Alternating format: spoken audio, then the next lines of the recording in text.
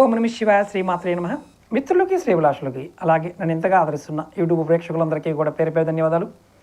మిత్రులారా, మీ అందరికీ పరాదేవత ఎల్లవెల్లలా మీతో ఉండి మీ మనోవాంఛ నెరవేర్చాలని మనస్ఫూర్తిగా కోరుకుంటున్నాను. ఈరోజు వీడియోలో ఏ పని చేసినా ఉద్యోగరీత్యా, వ్యాపారరీత్యా, వ్యవసాయ రీత్యా ఏ పని చేసినా మీకు విజయం కలగడానికి అతి పురాతనమైన చిన్న ఉపాయం చెప్తాను. ఎలా చేయాలి, ఏ విధంగా చేయాలో మీకు వివరిస్తాను. అలాగే మీకు ఈ వీడియో నచ్చినట్లయితే లైక్ చేయండి. ఛానల్ని కొత్తగా చూసే మిత్రులు సబ్స్క్రైబ్ చేసుకోండి. పక్కనే ఉన్న గంట సింబల్ని యాక్టివేట్ చేసుకొని ఈ వీడియోని 10 మంది మిత్రులకి వాట్సాప్లోను, ఫేస్బుక్లోను, ట్విట్టర్లోను, ఇన్స్టాలో షేర్ చేయండి. ఇది చాలా తేలికైంది, అతి పురాతనమైంది. మీరు ఎవరైనా సరే ప్రతిరోజు ఇంటి నుంచి బయటికి వెళ్తుంటారు. ఉద్యోగం చేసేవారు కానీ, వ్యాపారం చేసేవారు కానీ, వ్యవసాయం చేసేవారు కానీ, పని చేసేవారు ప్రతి వారు బయటికి వెళ్తుంటారు.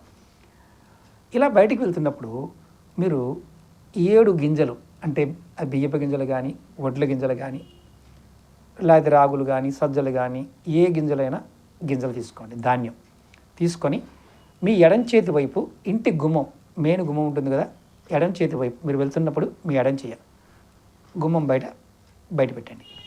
అలాగే దారిలో మీ ఇంటి నుంచి బయలుదేరిన తర్వాత ఎక్కడైనా మొట్టమొదటిగా మీకు ఏ దేవాలయం కనిపించినా, అంటే గ్రామ దేవత దేవాలయమైనా, ఆంజనేయ స్వామి గుడి అయినా, ఏ దేవాలయమైనా సరే ఆ దేవాలయంలో మీరు వెళ్ళి నమస్కారం చేసుకొని, నాకు పని పూర్తవ్వాలి, నేను ఈరోజు ఉద్యోగరీత్యా వెళ్తున్నాను, నా ఉద్యోగంలో ఎటువంటి ఇబ్బందులు లేకుండా ఉండాలి, నేను వ్యాపారం చేస్తున్నాను, నా వ్యాపారంలో ఎటువంటి ఇబ్బందులు లేకుండా ఉండాలి, నేను వ్యవసాయం చేస్తున్నాను, నాకు వ్యవసాయం బాగా కలిసి రావాలి, ఎటువంటి ఇబ్బందులు ఉండకూడదు అని కోరుకొని మీరు వెళ్ళండి.